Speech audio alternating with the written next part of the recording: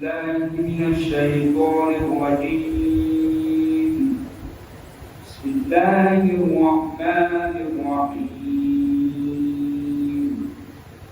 قد سمع الله قول التي تجادلك في زوجها وتشتكي إلى الله والله يسمع تحاوركما إن الله سميع بصير. الذين يظاهرون منكم من نسائهم ما هن أمهاتهم إن أمهاتهم إلا اللائي ولدنهم وإنهم ليقولون منكرا من القول وزورا وإن الله لعفو غفور. والذين يظاهرون من نسائهم ثم يعودون لما قالوا فتحرير رقبة من قبل أن يتماسا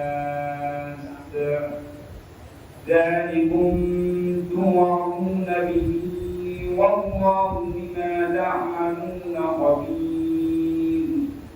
فمن لم يجد فصيام شهرين متتابعين من قبل أن يتماسا فمن لم يستطع فإطعام 60 مسكينا ذلك لتؤمنوا بالله ورسوله وتلك حدود الله وللكافرين عذاب أليم. إن الذين يحادون الله ورسوله فما كنت الذين من قبلهم وقد أنزلنا آيات بينات والكافرين عذاب مهين. يوم يبعثهم الله جميعا فينبئهم بما عملوا أحصاه الله ورسوله والله على كل شيء شهيد. کلام خدائے رحمان رحیم. بے شک اللہ نے اس عورت کی بات سن لی جو آپ سے اپنے شوہر کے بارے میں تکرار اور اللہ کے آگے شکایت کر رہی تھی اور اللہ آپ دونوں کی گفتگو سن رہا تھا. اللہ یقیناً بڑا سننے والا دیکھنے والا ہے. تو میں سے جو لوگ اپنی بیویوں سے زہار کرتے ہیں انہیں ماں کے بیٹھتے ہیں وہ ان کی مائیں نہیں ہیں. ان کی ماں تو صرف وہی ہیں جنہوں نے انہیں چنا ہے. اور بلا شبہ یہ لوگ ناپسندیدہ باتیں کرتے ہیں اور جھوٹ بولتے ہیں اور اللہ یقیناً بڑا درگزر کرنے والا مغفرت کرنے والا ہے. اور جو لوگ اپنی بیویوں سے زہار کریں پھر اپنے قول سے پلٹ جائیں انہیں باہمی مخالفت سے پہلے ایک غلام آزاد کرنا چاہیے. اس طرح تمہیں نصیحت کی جاتی ہے اور جو کچھ تم کرتے ہو اللہ اس سے خوب باخبر ہے.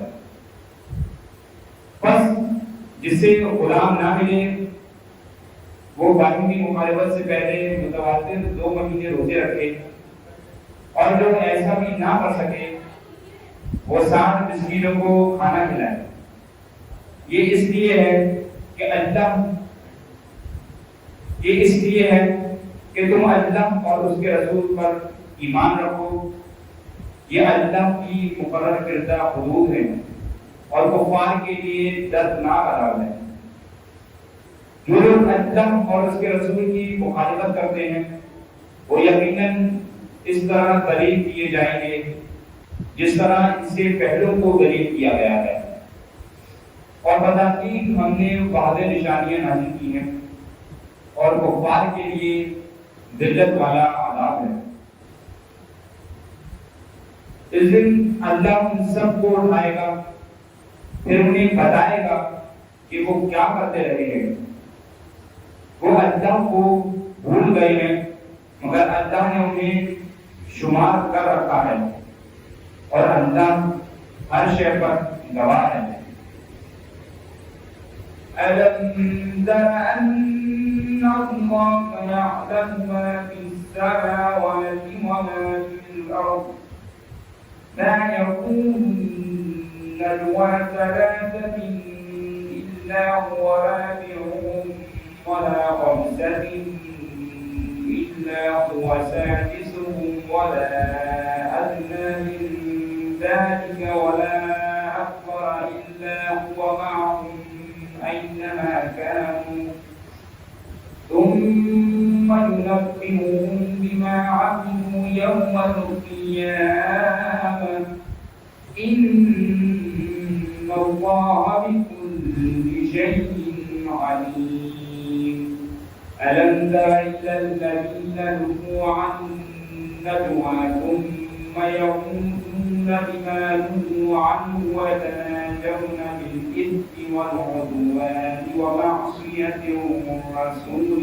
وَإِذَا جَاءُوكَ حَيَّوْكَ بِمَا لَمْ يُحَيِّكَ بِهِ اللَّهُ وَيَقُولُونَ فِي أَنفُسِهِمْ لَوْلَا يُعَذِّبُنَا اللَّهُ بِمَا نَقُولُ حَسْبُهُمْ جَهَنَّمُ يَصْلَوْنَهَا فَبِئْسَ الْمَصِيرُ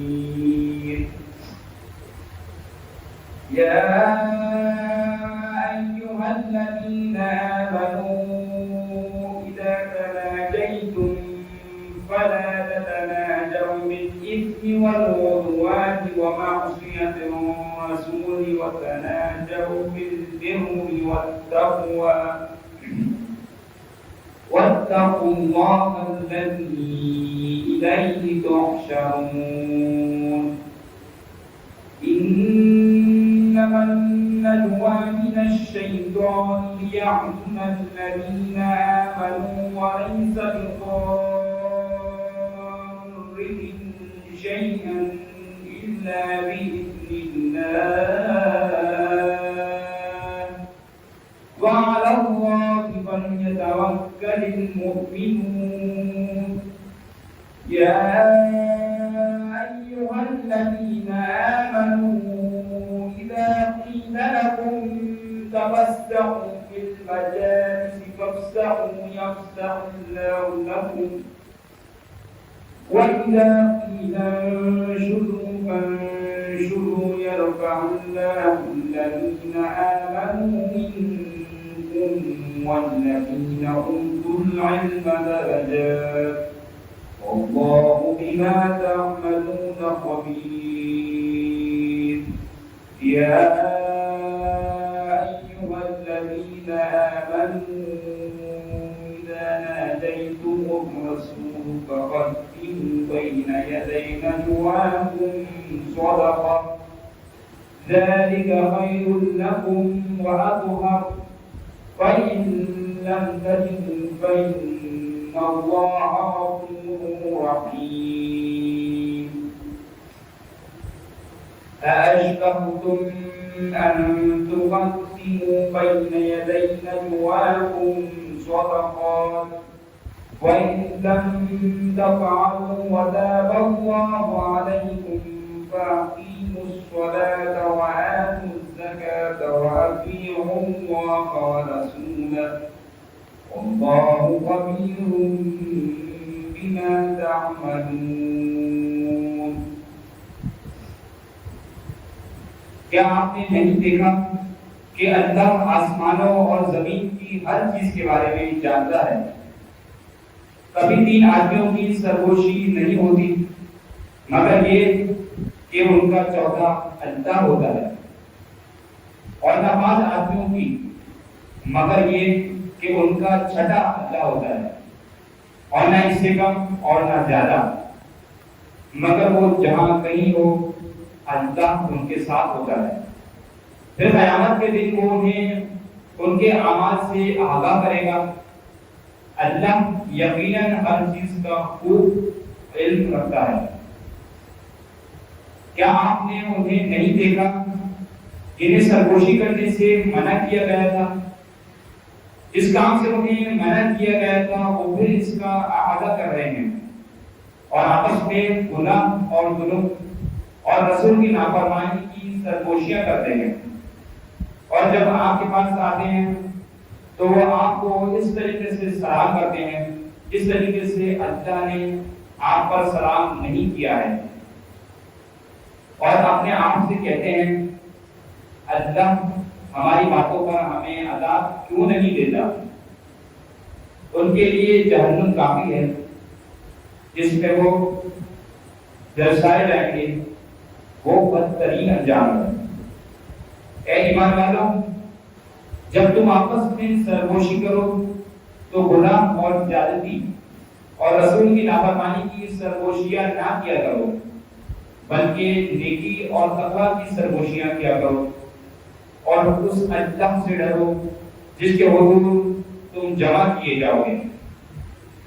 منافقانہ سرگوشیاں تو بلا شبہ صرف شیطان کی طرف سے ہوتی ہیں تاکہ مومن کو رنجیدہ خاطر کرے، حالانکہ وہ اذن خدا کے بغیر انہیں کوئی نقصان نہیں پہنچا سکتا، اور مومن کو اللہ ہی پر توکل کرنا چاہیے۔ اے ایمان والوں، جب تم سے کہا جائے کہ مجلسوں میں کشادگی پیدا کرو تو کشادگی پیدا کر دیا کرو، اللہ تمہیں کشادگی دے گا، اور جب تم سے کہا جائے اٹھ جاؤ تو اٹھ جایا کرو۔ جب تم میں سے جو لوگ ایمان لے آئے اور وہ لوگ جنہیں علم دیا گیا ہے ان کے درجات کو اللہ بلند فرمائے گا، اور جو کچھ تم کرتے ہو اللہ اس سے خوب باخبر ہے۔ اے ایمان والوں، جب تم رسول سے سرگوشی کرنا چاہو تو اپنی سرگوشی سے پہلے کچھ صدقہ دے دیا کرو، یہ بات تمہارے لیے بہتر اور زیادہ پاکیزہ ہے۔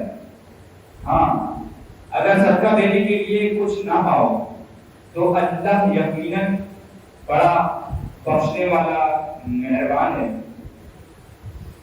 کیا تم اپنی سرگوشیوں سے پہلے صدقہ دینے سے ڈر گئے ہو؟ اب جب تم نے ایسا نہیں کیا اور اللہ نے تمہیں معاف کر دیا تو تم نماز قائم کرو اور زکات دیا کرو، اور اللہ اور اس کے رسول کی اطاعت کیا کرو، اور جو کچھ تم کرتے ہو اللہ سے خوب آگاہ ہے۔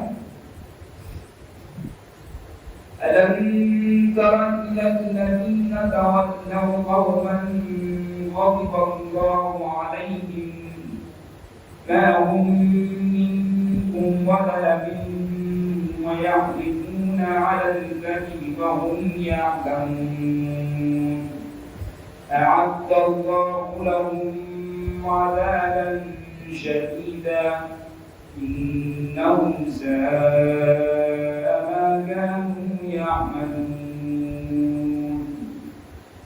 اتخذوا أيمانهم جنة فصدوا عن سبيل الله فلهم عذاب مهين لن تغني عنهم أموالهم ولا أولادهم من الله شيئا أولئك أصحاب النار هم فيها خالدون يوم يبعثهم الله جميعا فيحلفون له كما يحلفون لكم ويحسبون أنهم على شيء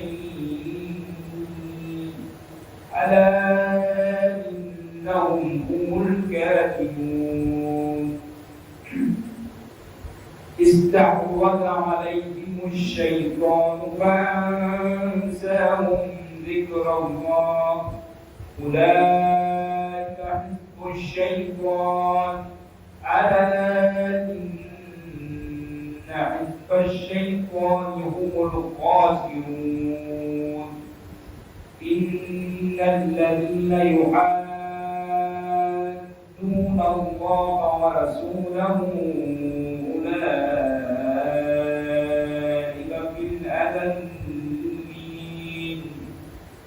كتب الله لأغلبن أنا ورسلي إن الله قوي عزيز لا تجد قوما يؤمنون بالله واليوم الآخر يوادون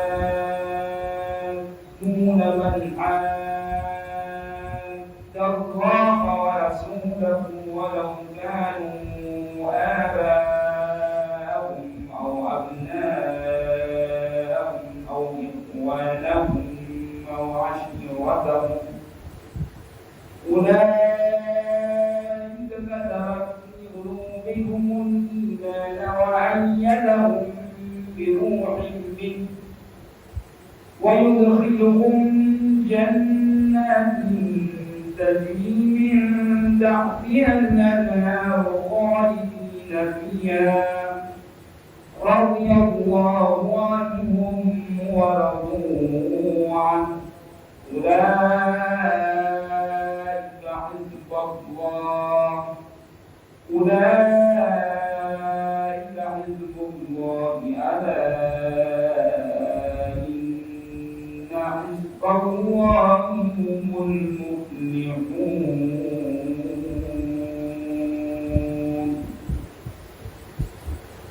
کیا آپ نے ان لوگوں کو نہیں دیکھا جو ایسے لوگوں سے دوستی کرتے ہیں جن پر اللہ غضبناک ہوا ہے؟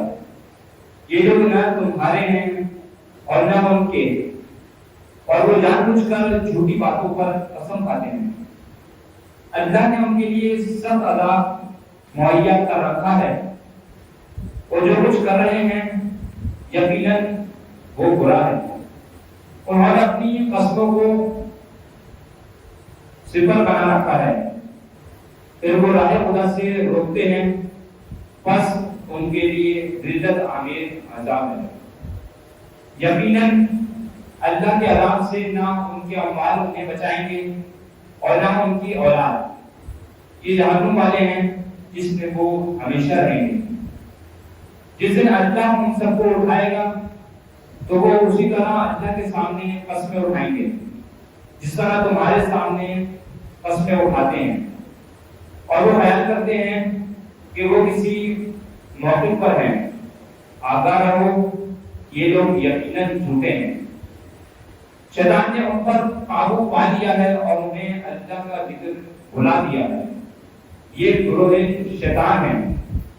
آگاہ رہو، شیطان کا گروہ ہی یقیناً خسارے میں ہے۔ جو لوگ اللہ اور اس کے رسول سے دشمنی کرتے ہیں وہ یقیناً ذلیل ترین لوگوں میں سے ہیں۔ اللہ نے لکھ دیا ہے میں اور میرے رسول ہی غالب آ کر رہیں گے۔ یقیناً اللہ ہی بڑی طاقت والا غالب آنے والا ہے۔ آپ کبھی ایسے افراد نہیں پائیں گے جو اللہ اور روز آخرت پر ایمان رکھنے والے بھی ہوں لیکن اللہ اور اس کے رسول کے دشمنوں سے محبت رکھتے ہوں، خواہ وہ ان کے باپ یا ان کے بیٹے یا ان کے بھائی یا ان کے خاندان والے ہی کیوں نہ ہوں۔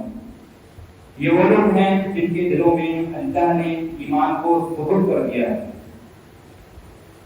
اور اس نے اپنی طرف سے ایک روح سے ان کی تائید کی ہے، اور وہ انہیں ایسی جنتوں میں داخل کرے گا جن کے نیچے نہریں بہتی ہوں گی، جن کے نیچے نہریں بہتی ہوں گی، جن میں وہ ہمیشہ رہیں گے۔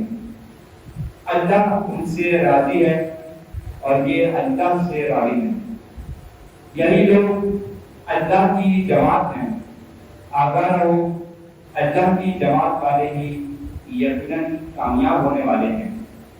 صدق اللہ العلی العظيم. عزیزان محترم، دروس قرآن کا سلسلہ جاری ہے اور آج محفل علوم القرآن کی ایک محفل رکھی گئی. چنانچہ محرم کے ایام بھی بہت قریب آ چکے ہیں اور بسم اللہ الرحمن الرحیم اس سورے میں جو ہم پڑھیں گے، اس سورے میں جو پورا نام ہے اس کا سورہ مجادلہ. قرآن کریم میں مجادلہ نام اس وجہ سے رکھا گیا ہے سورے کا. مجادلہ یعنی بحث و تکرار کرنے والی. اگر ہم مجادلہ پڑھیں گے تو یہ مصدر کہلائے گا. مجادلہ عربی میں مصدر. مجادلہ کا مطلب ہے بحث و تکرار اور مجادلہ کا مطلب ہے بحث و تکرار کرنے والی. اس سورہ کا ترجمہ آپ نے ملاحظہ کیا. قرآن کریم میں سورہ بقرہ میں ارشاد ہوتا ہے کہ یہ قرآن ہدایت کے لیے نازل کیا گیا. یہ کتاب مبین ہے جو لاغیب ہے، جو کسی بھی شک و شبہ سے خالی ہے. اس میں کوئی شک و شبہ کی گنجائش نہیں ہے. اور اس قرآن کی حفاظت کی ذمہ داری کس نے لی ہے؟ خدا نے لی ہے. عزیزان محترم، اور یہی قرآن تمہارے لیے وسیلہ ہدایت و نجات بنے گا. اور آپ نے دیکھا اس سورے میں جو اس سورے کے ٹاپکس ہیں، تین عنوان پر اس سورے میں گفتگو ہوئی ہے. پہلا عنوان ایک خاتون آئی رسول خدا صلی اللہ علیہ وسلم کے پاس.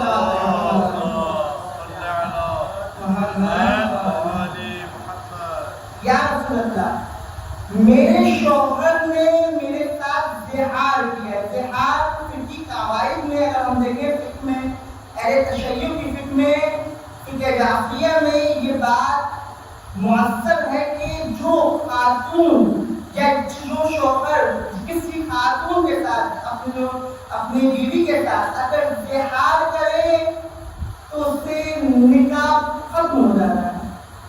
زہار یعنی یہ کہنا کہ میری ماں کی پیٹھ کی طرح ہے، تیری پیٹھ میری ماں کی پیٹھ کی طرح ہے. اس طریقے سے کہنا، تشبیہ دینا، یہ ختم کر دیتا ہے نکاح کو. مگر دور جاہلیت میں بھی ایسا ہی تھا کہ نکاح ختم ہو جائے گا، تعلق ختم ہو جائے گا، مگر یہ تھا کہ کوئی اس کے بعد رجوع نہیں کر سکتا. جبکہ فقہ جعفریہ میں ہے کہ بعد میں اگر ہم کفارہ دیں تو اس کے بعد رجوع کیا جا سکتا ہے. اگر کوئی غلطی سے کوئی اگر جان بوجھ کر بھی کہہ دیتا ہے تو اس کے بعد اس کا کفارہ ہے اور کفارہ ادا کرے. اس کے بعد دوبارہ اس کے لیے اس کی بیوی حلال کر دی جائے گی، بیوی حرام نہیں ہوگی. مسلسل رجوع کرنے کی گنجائش ہے کفارے کے بعد. مگر عرب کی جاہلیت کے دور میں ایسا نہیں تھا. ایک دفعہ زہار ہو گیا، ختم کہانی. ایک دفعہ یہ الفاظ زبان سے جاری ہو گئے تو اس کے لیے بیوی اس کی حرام ہو جائے گی. یہ خاتون نہیں اور کہتی کیا رسول اللہ، میرے شوہر نے یہ کام کیا ہے اور وہ پریشان بھی ہے، اس پر ندامت کا شکار ہے، خدا را کوئی حل نکالے. تو رسول نے فرمایا تو اس کے لیے حرام ہو چکی ہے، ابداً حرام ہو چکی ہے. عزیزان محترم، یہ خاتون پشیمان ہوئی اور رونے لگی، کہا کہ اگر میرا شوہر اس سے جدا ہو گیا تو بچے اس کے مارے جائیں گے، بھوک سے بے طرف ہو جائیں گے. اگر وہ میرے پاس رہے تو میرے پاس کھانے کو کچھ نہیں ہے، میرے پاس خود اپنی سہولت اپنے ذرائع فراہم میں اپنے لیے کروں، میرے لیے اپنے لیے کچھ نہیں ہے کہ میں بہت زیادہ امیر خاندان سے ہوں، ابھی بھی زندگی بسر کروں. میرا شوہر بھی اتنا نہیں ہے ایسا کہ وہ بھی بہت امیر و ثروت ہو کہ اگر بچے اس کے پاس رہے تو عیش و عشرت کی زندگی گزارے. نہیں، بچے تباہ ہو جائیں گے، ہم دونوں کے آپس میں تعلق خراب ہونے کے وجہ سے. یا رسول اللہ کوئی حل بتائیے. رسول اللہ نے فرمایا کوئی حل نہیں. مسلسل پھر اس عورت نے خدا کے سامنے دستگیر کے کہا، میں تجھ سے التجا کرتی ہوں، میں تجھ سے التجا کرتی ہوں اور سوال کرتی ہوں، میرے بچوں میں فاتح گزریں گے اگر ایسا ہوا. میں تجھ سے التجا کرتی ہوں، رو رو کے دعا کی اس نے. پھر یہ آیت نازل ہوئی خدا کی طرف سے کہ سورہ مجادلہ کیا ہے، جب بحث و تکرار کر رہی تھی وہ خاتون، تو یہ آیت نازل ہوتی ہے کہ ان سے کہو کہ اپنے شوہر کو بلا کر لائے. شوہر کو بلایا گیا، شوہر آیا، شوہر سے کہا کہ تم پشیمان ہو، ندامت کے کیا ہو، کفارہ دینا پڑے گا. اس کا کفارہ کیا ہوگا؟ 60 دن کے روزے، 2 مہینے کے مسلسل روزے رکھنے ہوں گے. کہا یا رسول اللہ میں 3 دن سے زیادہ روزے رکھوں یا ایک ماہ سے زیادہ روزے رکھوں تو میری جو آنکھیں ہیں یہ ختم ہو جاتی ہیں، میں بھوک برداشت نہیں کر پاتا، پیاس برداشت نہیں کر پاتا. رسول اللہ نے فرمایا ایک غلام کو آزاد کر دو. کہا یا رسول اللہ میں غلام بھی آزاد نہیں کر سکتا. کیوں میں غلام آزاد نہیں کر سکتے؟ کہا اگر میں غلام آزاد کر دوں گا تو میرے پاس کچھ نہیں بچے گا، میرے پاس کچھ نہیں بچے گا، میں کچھ نہیں کر سکتا. تو پھر میرے پاس سارا مال و دولت میرا غلام ہی ہے، ساری ثروت جو جمع کی میرا غلام ہے، میں اس کو بھی آزاد کر دوں تو کچھ نہیں یاد میں آئے گا. رسول اللہ نے فرمایا تو پھر ایک کام کرو. کیا کام؟ 60 مسکینوں کو کھانا کھلاؤ.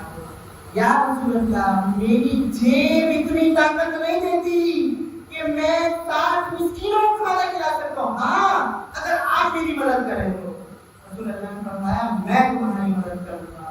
یہ قضیہ جو تھا اسے کسی واقعے میں جو سورہ ہے اسی نام سے اس سورے کا نام مجادلہ رکھا گیا، بحث و تکرار. آپ نے دیکھا نا کہ رسول خدا نے کس طریقے سے یہ احسن طریقے سے ایک جو عرب کے دور میں جاہلیت تھی اور جو بیویاں تھی، جو لوگ کی جو بیویاں تھی ان کو پھر بیچ دیا جاتا تھا. ایک دفعہ غصہ آتا شوہر کو، غصے میں یہ طلاق دے دی، طلاق دی تھی، سیدھے بھی جانے نہیں ہوئے. جہاد کا عمل ہوا اور اس کے بعد جو تھی بیویاں وہ پھرتی رہی کئی لوگ، کیونکہ شوہر ان کو چھوڑ دیا، جدائی ہو گئی.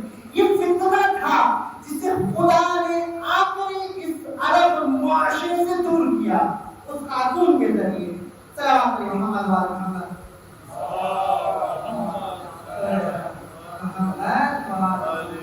اس کے بعد اس سورے میں دوسرا مسئلہ جو آداب محفل. عرب کے لوگوں میں اتنی جہالت تھی کہ محفل کے آداب سے نہ واقف تھے. کیسے؟ مثال کے طور پر ابھی مجالس ہوں گی، مجلس میں افراد بیٹھے ہیں، آپ نے دیکھا کچھ لوگ کی عادت ہوتی ہے کچھ لوگ پیچھے جا کر بیٹھ جاتے ہیں. اور پھر عرب کے دور میں بھی ایسے ہی تھا، تو پیچھے جا کر بیٹھ جاتے ہیں. اب جو آنے والا ہوتا ہے اس کے لیے جگہ نہیں بچتی اور وہ پھر چلا جاتا ہے یا پھر ادھر سے اٹھ کر آتا ہے. عزیزان محترم یہ کہا گیا ہے، حالانکہ جمعے کی نماز کے لیے کہا گیا ہے کہ محفل کے آداب، مجلس کے آداب یہ ہیں کہ آپ کسی کے اوپر سے ٹاپ کے نہ جائیں. عزیزان محترم اور دوسروں کو بھی چاہیے کہ آگے تشریف لائیں تاکہ لوگ جو ہے پیچھے کے لوگ وہ اس جگہ آ سکے جو بعد میں آنے والے افراد ہیں. عرب کے دور میں بھی ایسے ہی ہوتا تھا، لوگ پیچھے بیٹھ جاتے تھے، بعد میں آنے والے مجلس کے دوران ٹاپ کر ایک دوسرے سے کندھوں سے پھیلا کر آگے تشریف لاتے تھے. خدا نے اس کی بھی ممانعت کی ہے. خدا نے کہا ہے یہ کام عمل شیطان ہے، اس کام سے روکا جائے اور اس کام سے ممانعت کی. تیسری چیز کیا کرنا ہے؟ تیسری چیز منافقین کے چہروں سے پردے کو اٹھا دینا، نقاب کو ہٹا دینا. جو منافق تھے جو نہ ادھر والوں کو خوش کرتے تھے، ادھر والوں کو خوش کرتے تھے. جتنے لوگ تھے ادھر والے کو خوش ہو جائے، دشمن بھی خوش، ادھر والے کو. سب سے دوستی ہاتھ بڑھائے رکھو، سب سے جیسے اصلاح پسند لوگ ہوتے ہیں سب سے ملا کر چلنا. خدا نے اس چیز کو منع کیا ہے. اور خدا نے اب پھر ایک امپورٹنٹ چیز جو اس سورے میں ہے، آیت نجوہ کا نازل ہونا. آیت نجوہ امیر المومنین حضرت علی علیہ السلام صلوات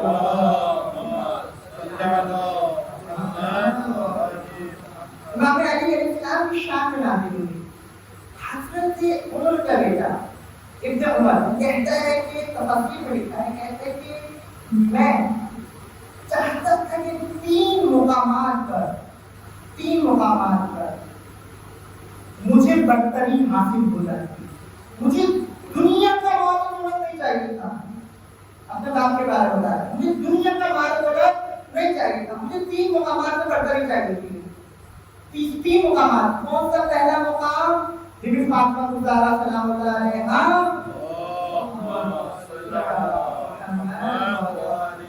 بی بی فاطمہ الزہرا علیہ السلام سے تدریج سب سے, یعنی ان کی زوجہ میں شاید آپ کو واقعہ یاد ہو, سورہ حج میں یہ واقعہ پورا اترا کہ ایک مرتبہ ان خلیفہ اول نے جا کر بی بی کا ہاتھ مانگنے کی کوشش کی. پھر خلیفہ دوم نے, خلیفہ ثانی میں, ثالث میں, تینوں خلیفہ گئے اور پھر اس کے بعد مولا علی کو کہا کہ آپ جائیں اور خدا صلی اللہ علیہ وسلم کا ہاتھ مانگیں.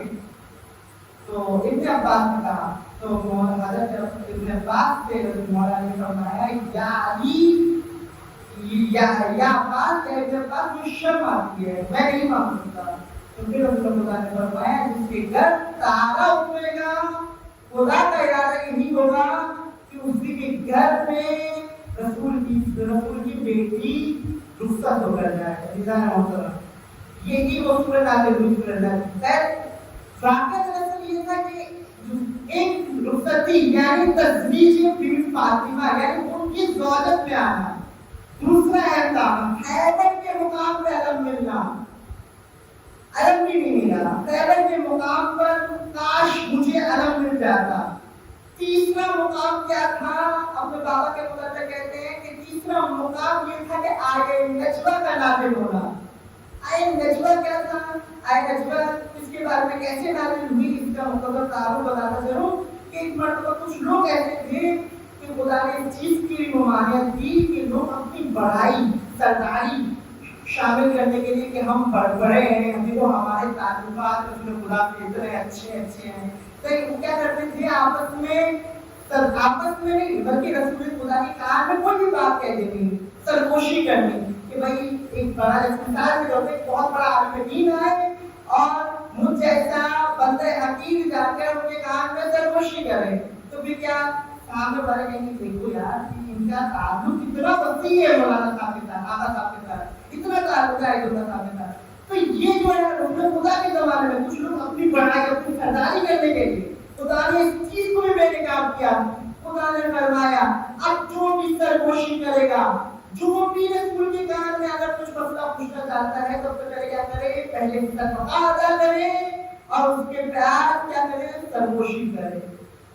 روایات تفسیر میں ملتا ہے کہ مولا علی صدقہ دیا مولا علی نے, حالانکہ مولا علی اتنے قناعت میں رہتے تھے, اتنے اس میں رہتے تھے, مولا علی کا دامن دوسروں کے لیے صدقہ دینے کے لیے وسیع تھا, حالانکہ گھر میں بھاگے گزر رہے ہوں, اتنا ایسے تھے مولا علی رضی اللہ عنہ. خیبر کے مقام پر جب خیبر ہوئی سب چیزیں لوگ مدینے کے بچے سونوں سے کھیل رہے تھے, سونے کے سکوں سے, اتنا خزانہ ملا تھا, مگر مولا علی کے گھر میں پاکے تھے رضی اللہ عنہ. یہ تھے رضی اللہ عنہ. تو یہی بات پہلے صدقہ ادا کیا, صدقہ دیا, اس کے بعد مولا علی علیہ السلام آگے تشریف رسول خدا کے پاس لے گئے. مولا علی فرماتے ہیں یہ امتیاز ہے, اپنے کو فخر محسوس کیا ہے, یہ علی کا امتیاز ہے کہ آج تک نہ کوئی رسول خدا سے اس آیت کے بارے میں, کیونکہ اگلی جو آیت ابھی اس کے بعد ہے اس میں یہ حکم منسوخ ہو گیا کہ اے ایمان والوں یہ تم سے یہ چیز اٹھائی جاتی ہے, چیز جو بتایا گیا کہ صدقہ تم لوگ نہیں دے سکتے, کیونکہ لوگوں نے رسول خدا سے بات کرنا چھوڑ دی تھی.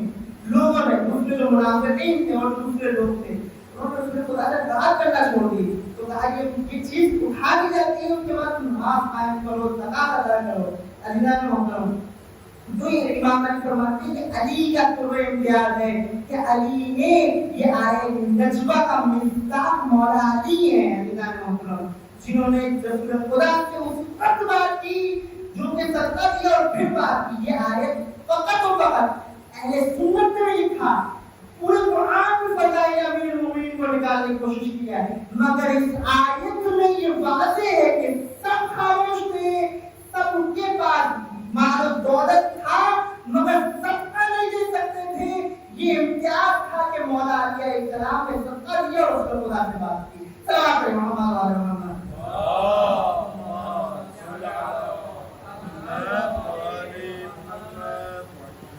आखिरी बात इस सूरह मुजादिला में ये है कि इसमें आपस में सरगोशियां करना, यानी अगर फर्ज करें कि दो लोग आपस में सरगोशी कर रहे हैं, आपस में एक दूसरे से सरगोशी कर रहे हैं, तो उसमें ये कि अगर कोई प्लान बना रहे हैं, मुनाफिकीन जो थे इस्लाम के खिलाफ प्लानिंग करते थे और आपस में सरगोशियां करते थे, तो उसने कहा अगर तुम आपस में अगर 3 लोगों को सरगोशी करने वाले तो चौथा अल्लाह होगा। अल्लाह होगा यानी अल्लाह से छुपा कर सरगोशी कर रहे हो या फिर आपस में तीसरे के खिलाफ बात करनी हो, दोनों आपस में सरगोशी कर रहे यार इसको तो बाहर जाकर देखेंगे। सही, तो ये चीज इस्लाम ने इसकी मुमानियत की है और इस्लाम ने ये कहा अगर तुम अंसार से या फिर दूसरे लोगों से यहूदियों से दोस्ती बनाओगे जो कि तुम्हारे दोस्त नहीं है, खुदा बार-बार कुरान में कह रहा है वो तुम्हारे दोस्त नहीं है, तो तुम कौन से गिरोह में शामिल हो जाओगे? शैतान के गिरोह में शामिल हो जाओगे, तुम इसमें शैतान बन जाओगे, तुम शैतान की फौज में शामिल हो जाओगे। तुम्हें खुदा की फौज में शामिल होने के लिए तक़वा का दामन अख्तियार करना पड़ेगा। उन लोगों का दामन थामना होगा जो खुद मुत्तकीन है और इमामुल मुत्तकीन है। सल्लल्लाहु अलैहि मोहम्मद।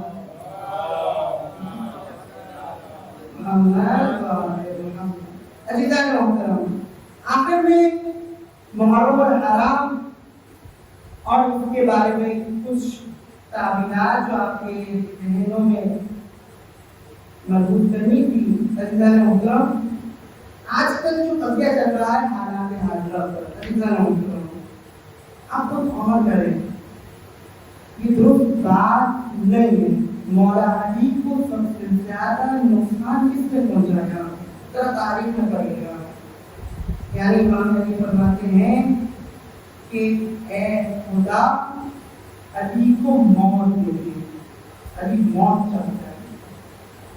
क्यों? अली मोहतरम, अहमद शिया, अहमद दोस्त से ज्यादा दुश्मन बेहतर है।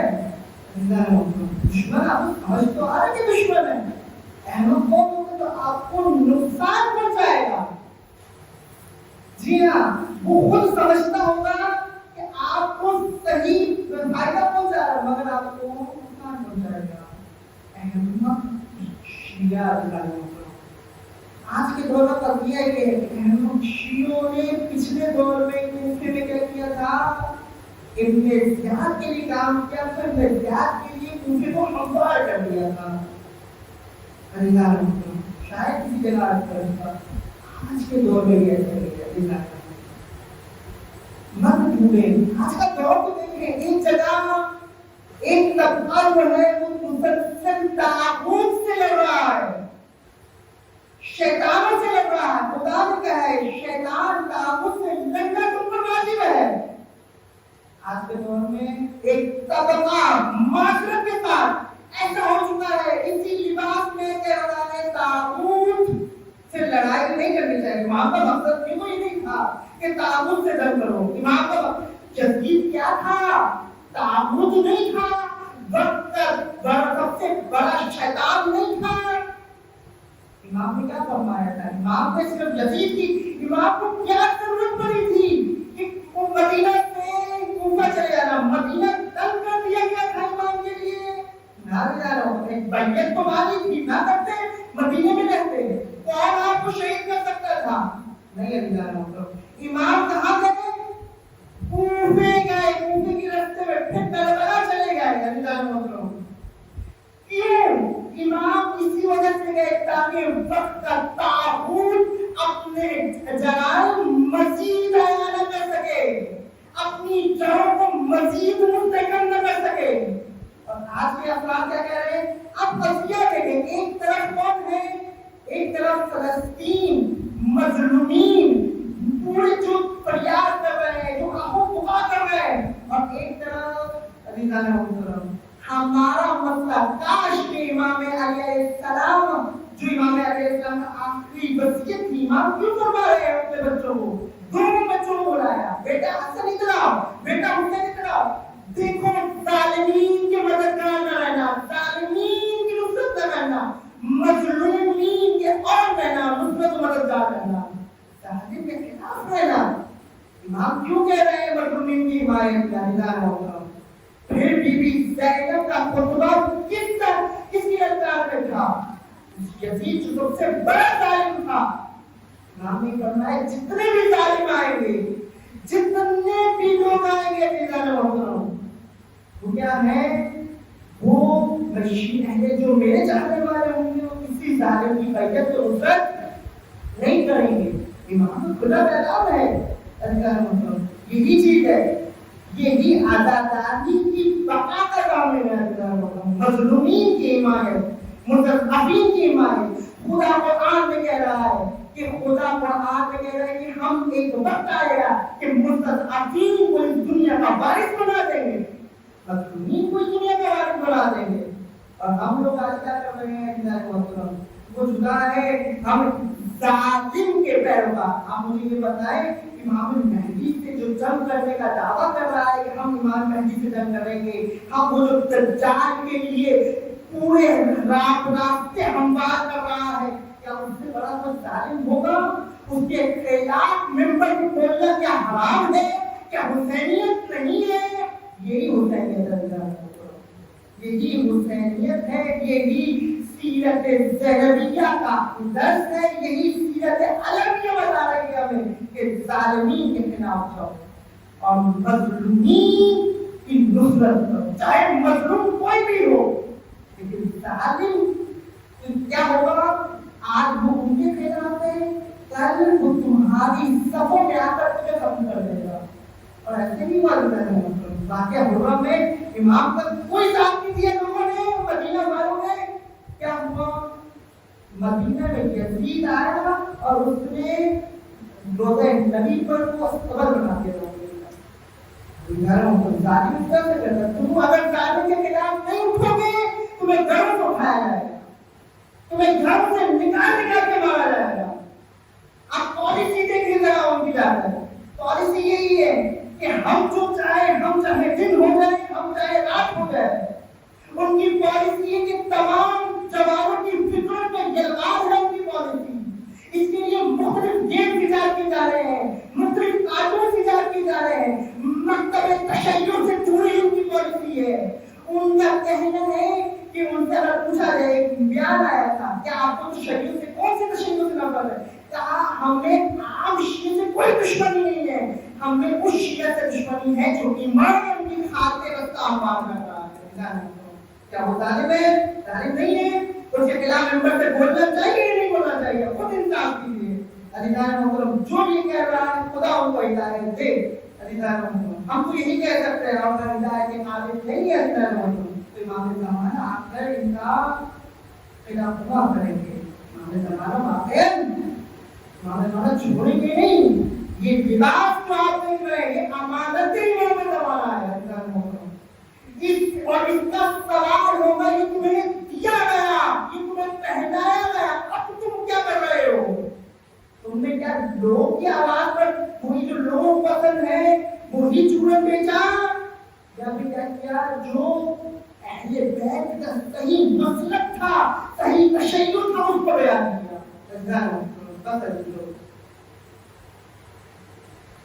کل پہلے محرم اور 2 محرم کو یہ قافلہ کربلا میں پہنچا ہے۔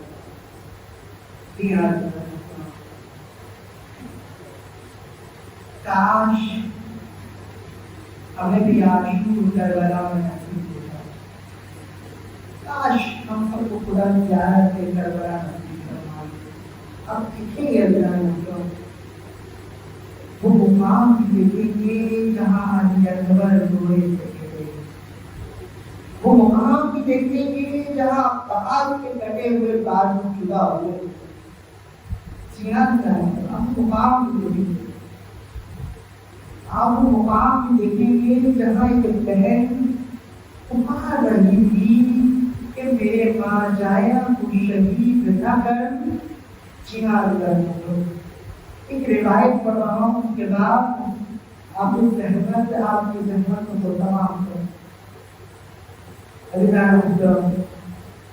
بی فاطمہ کا آخری ایام ہے. بی فاطمہ نے بی زینب کو بلایا, کہا اے زینب یہ کچھ کفن ہے, یہ گٹری میں بندے اس طرح ڈالو. بی زینب نے کچھ کفن لے کر آئی. تاریخ نے لکھا کہ بی زینب نے کہا اے بیٹی ذرا ایک کفن کو نکالنا. ایک کفن کو نکالا, کہا کس کا کفن ہے؟ کہا یہ میرا کفن ہے. ابھی کچھ دیر بعد تمہارے بابا آئیں گے اور کہیں گے اے زینب بیٹا کیا میرے فاطمہ کا کفن دے دو, فاطمہ کا کفن دے دو, یہ کفن انہیں دے دینا. ہاں زینب دل میں سوچ رہی تھی کہ وفا نہیں رہیں گی. کچھ دیر گزری تھی, کچھ ایک کفن اور نکالا. یہ کس کا کفن ہے؟ کچھ عرصے بعد پھر میں تمہارے بابا کو ضرورت لگے گی, تمہارا بھائی حسن آئے گا اور کہے گا کہ اے بہن زینب کفن دے دو جو انہوں نے دیا تھا. کفن دیا. یہ تمہارے بابا کے کفن ہے. ایک مقام آیا, کچھ دیر کا گزرا, ایک اور کفن. کہا بیٹی یہ تمہارے بھائی حسن کا کفن ہے. زینب دل ہی دل میں سوچ رہی تھی نہ بابا رہیں گے نہ اماں رہے گی. زینب کو اماں کا جنازہ بھی دیکھنا ہے, زینب کو اپنے بھائی کا جنازہ بھی دیکھنا ہے. ارے زینب کو اپنے باپ کا جنازہ بھی دیکھنا ہے. ہاں ابھی کچھ ہی دیر گزری تھی, ایک اور کفن آیا. کہا کہ زینب یہ بھی تمہارے بھائی حسن کا ہے. کہا ہاں بیٹی جب تمہارے بھائی کو دفنانے جا رہے ہوں گے, جنازہ کو لے کر جا رہے ہوں گے, تیروں کی بارش ہوگی, تمہارے بھائی کا لاشا پھر کفن دیا جائے گا. مقصد کہتا ہے اب بی بی زینب نے کہا شکر ہے خدایا کفن ختم ہو گئے, اب حسین کا لاشا نہیں دیکھنا ہوگا. مقصد کہتا ہے کہ ایک مرتبہ بی بی فاطمہ نے اشارہ کیا, اے بیٹی ذرا ادھر سے پوشاک بنا دو. ارے تاریخ میں لکھا کہ ایسا کرتا تھا جو پھٹا تھا چنا. ایک مرتبہ کہا یہ تمہارے بھائی حسین کا کفن ہے. اماں یہ کفن تو نہیں ہے, اماں یہ کفن تو نہیں ہے. مقصد کہتا ہے کاش زینب کو معلوم نہ تھا کہ کچھ درندے کربلا پر اس پوشاک کو بھی چھوڑیں گے. مقصد کہتا ہے امام جعفر صادق فرماتے ہیں کہ میرے جد کو کیسے شہید کیا گیا, جانتے ہو کیسے شہید کیا گیا؟ جیسے اگر کسی جانور کو قتل کیا جائے یا ذبح کیا جائے گا, اس کی بوٹیاں بنائی جاتی ہیں,